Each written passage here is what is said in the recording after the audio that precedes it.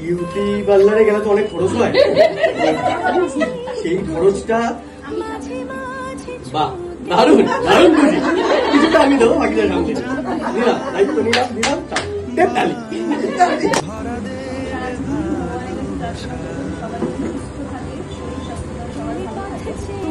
সবাই পায়, আমি কিছু আমার কিছু দেওয়ার ক্ষমতা নেই, আমি সামান্য একটা মানুষ, ভগবানই সব দেবে, সেটা দেবে, সেটা আমার কোনো